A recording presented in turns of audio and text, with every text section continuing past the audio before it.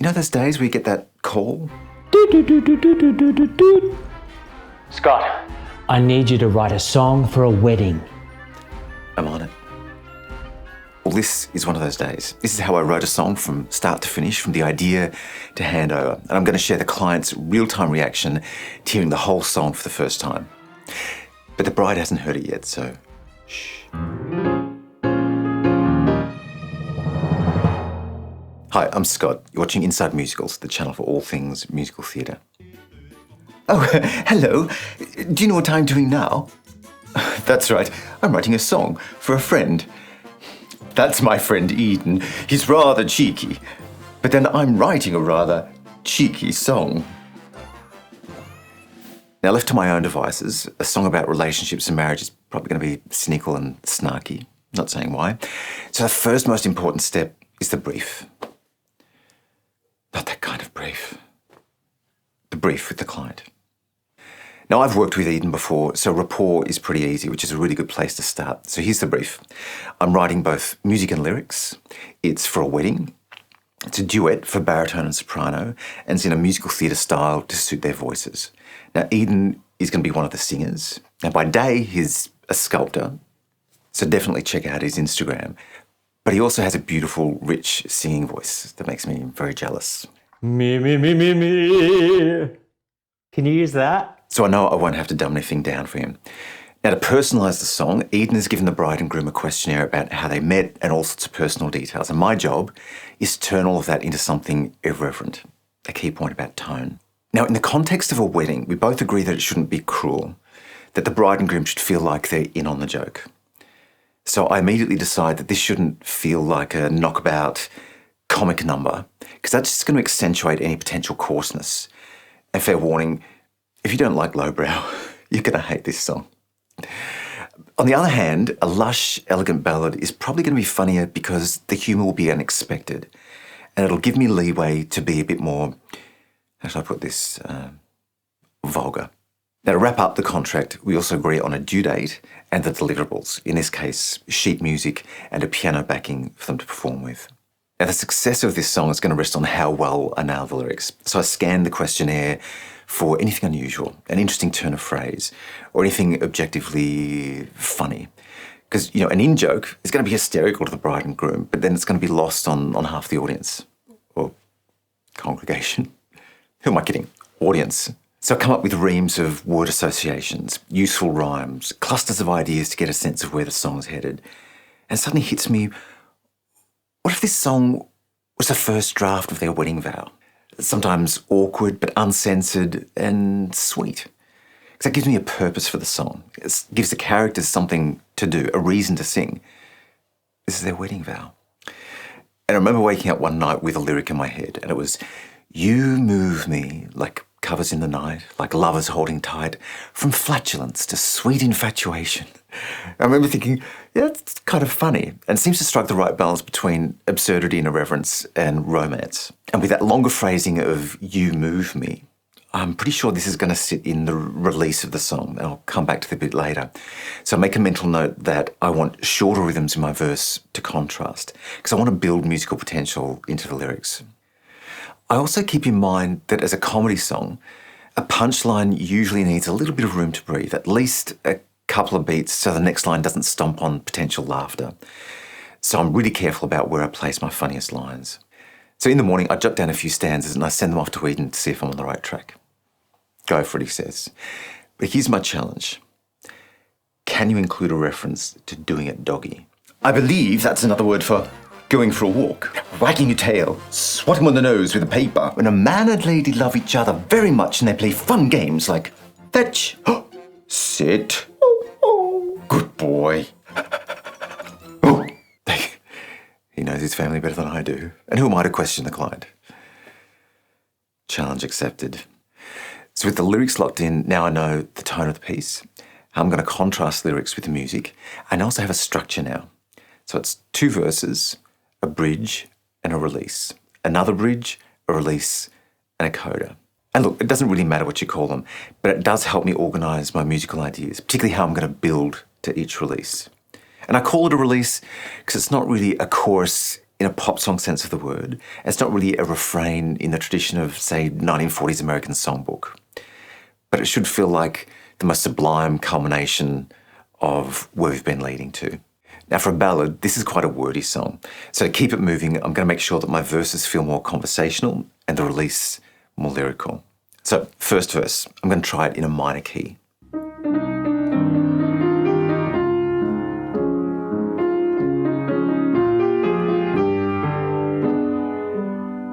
And the second verse, major.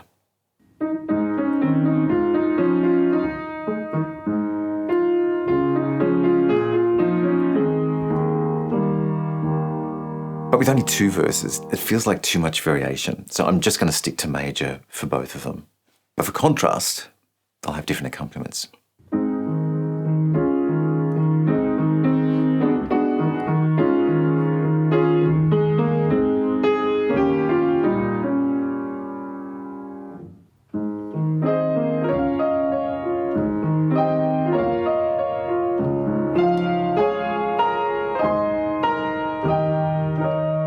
I'm going to take the second half of each verse to a different place because the first verse leads to the second.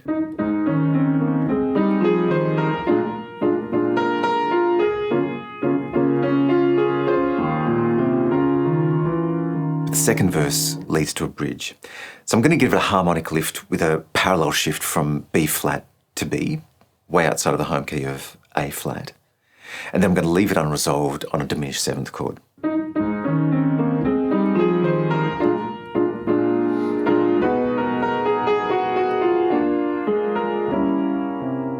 Now each bridge leads to a refrain, but the first bridge is only 4 lines and the second one is 8.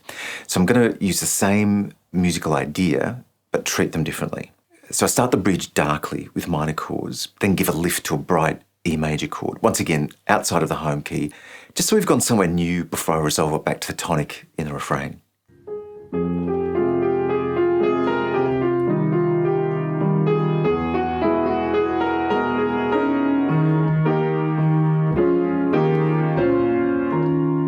The second bridge, I want to double the note values. So what were quavers or 8th notes and now crotchets or quarter notes.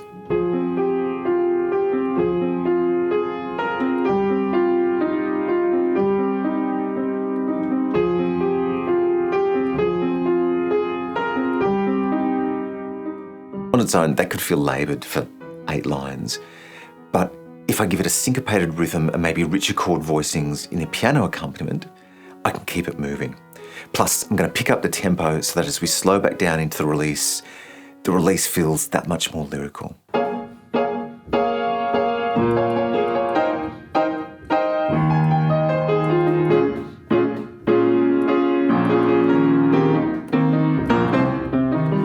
Now, even though I had a melody in mind for the release from that very first lyric, it's just a placeholder until I test it.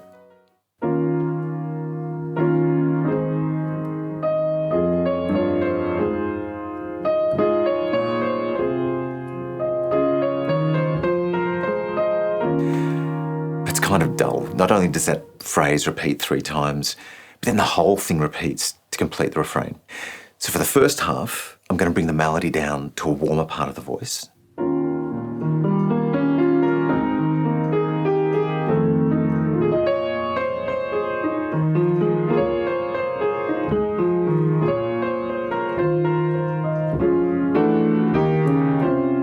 I mean, there's still some repetition, but for the second half, I'm going to keep it in a higher register for more intensity from the singers, and I add a descending motif in the inner voice of the harmony.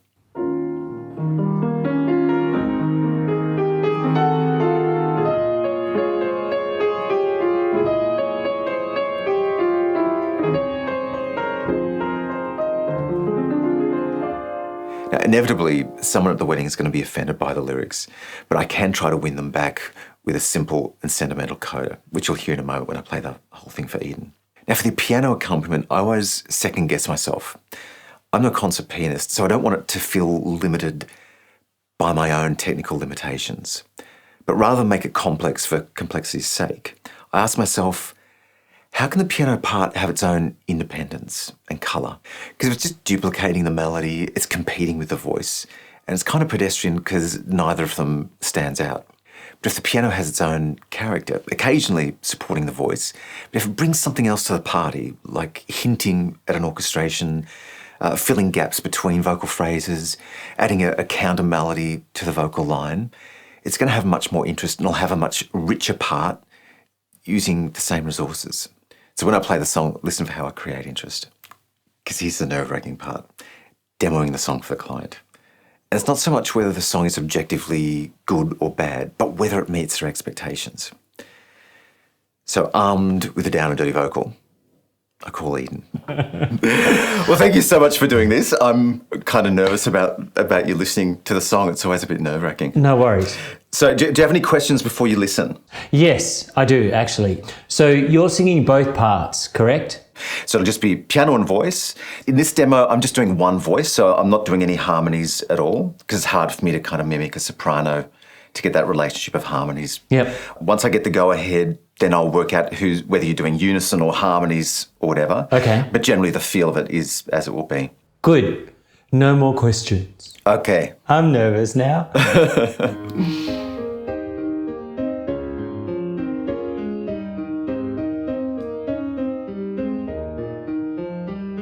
Perhaps the way we met is all to blame, but chance of finding love on your computer. But when I heard your voice call out my name, I thought he'll do. I thought I'll root her. They not kind of expect that. For things I'll never know that show you care. I'd give up tea, I'd give up David Bowie. We'll end each other's sentences till we're floating up in heaven, looking nice. glowy. And no one could have told us at the gallery that day we'd vow in front of friends to make it true. Nice chords there.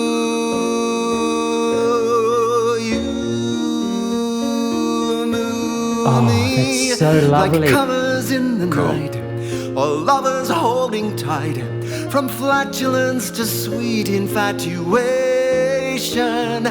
You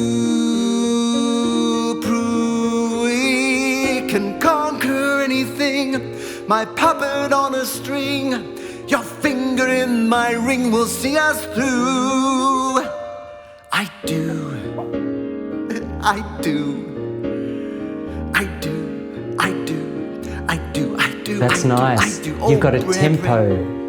Oh, Fifi.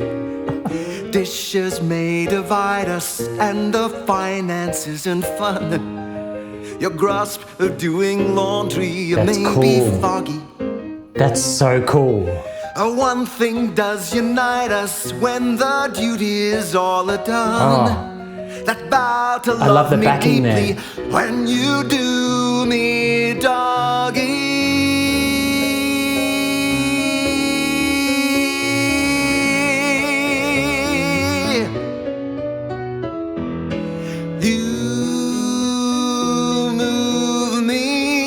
Like our souls on the wind, our souls upon the wind, our tender hearts begin to beat as two, as one, as two, like one, but two.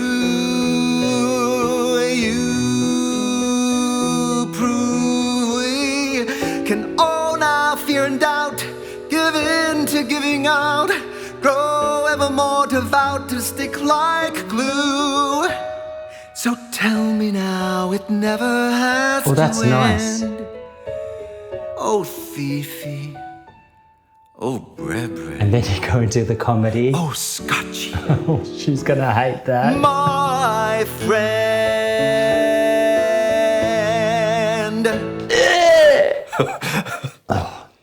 That was good. I want to listen to it again.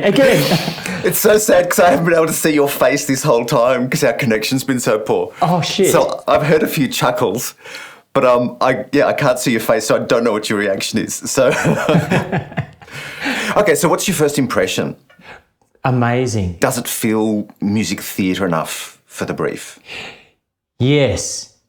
I think it's a really, really good mix of something really melodic. I mean, you do great melody, and that's what I wanted, something really melodic and romantic. Yeah. But it has that really lovely, musical theatre edge, which was kind of great. And we got to the bridge? Yeah. And I was going, oh, I love that. That rhythmic section in the middle. Yeah, where it changes. Part of my thought was that people aren't there to see a performance, so I wanted to give it a little bit of bite by giving it some rhythm. That was my thought anyway. Not too much. No. It was such a good change-up. The chord progressions, if that's how we say it, they were so exciting. And then when you got to that really sublime key change. For only hearing it once, yes, does it feel catchy enough that people will be along for the ride on first listening? Yes. Now, this is when we talked initially, that's what I wanted. I mean, you've written songs before, and after the first listening, I'm already humming the certain refrains. Great. So right at the end, you'll notice my reaction. I'm going a little bit like this. I'm swaying back and forth because I'm remembering what I've just previously heard. And it is catchy without being Lloyd Webberish, but intelligent enough. Especially that bridge section. I got a little bit of Sondheim in there. Oh, okay. Yeah, well, it's just that flavour. You just switched it up beautifully. And I think that's why when we get back into that melody again, it's almost like you've contrasted it beautifully with that bridge to allow this romantic space, a romantic melody to breathe again. Because we only hear that refrain twice, but I wanted to feel like that second time we've come back to an old friend, if that makes sense. Yes. Should we do it again? Yeah. Do me, doggy.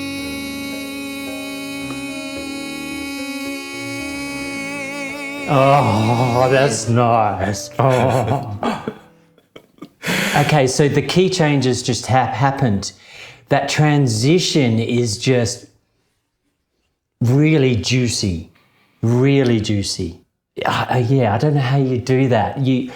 That note almost feels like it clashes for a moment because the initial key is A flat, and you're singing a D flat, so you're singing the fourth of that key, and so it kind of feels weird. But as soon as it changes upper semitone into A major, then you're actually on the major third of that key. So the relationship of that note changes with the movement underneath, which is why I want the note to be long, to carry us through so it finally resolves. Yeah. After that key change. Yeah, super juicy result. Move me like our souls on the wind, our souls upon the wind. Our tender hearts begin to beat as two, as one. Oh. As two, like one, but two. That's good. It's when we do the whole arseholes and as one, as two. I was wondering how you're going to do that because I saw the lyrics and I went, is it just going to break it up too much? But you keep us teetering along on that, on those chords or something. Yes, so those chords remain unresolved, and then we come back to the tonic, and either moving either towards or away from resolution can be useful in keeping something buoyant or bringing it back down again. So it's often just little tricks. So this is my question. Coming from a sculpting world, I come to it in a sense a bit more mathematically, a bit more geometrically, a bit more designy. Yeah. There are these certain tricks you can bring in. How much of it is intuition and how much of it is that knowledge and that experience and those tricks and the maths? It's a complete mix of both. Sometimes, because I think intuition is good for coming up with something that is as yet unknown, but then you test that thing. And if it works, then you keep it. If it doesn't, then that's when you can use theory or those tricks to either work out how to improve it or why you should get rid of it and come up with another idea. So maybe my question for you is, at this point, does it feel like it's fulfilled the brief? If I answer yes, does that mean I owe you the rest of the money? Maybe. I love it, Scotty. I absolutely love it. Oh, good. Definitely filled the brief. I mean, I knew you'd come up with something absolutely gorgeous, but for me, this is musically far more intelligent than what I was expecting. That I think that's and I'm going to keep listening to it, and I'll just keep getting more and more little golden bits come through. So yeah, absolutely fulfilled the brief. Great. And I know you probably spent far more time on it than what I'm paying you. So I don't think I've ever felt so relieved and ashamed at the same time. Now, this video can't possibly cover every possible decision I've made in writing this song. So if you have any questions or if any of this has been useful, leave me a comment or at least a thumbs up. And if you'd like to see how it goes down at the wedding, let me know and we'll do a follow-up video. But for now, thank you so much for watching. I really do love you.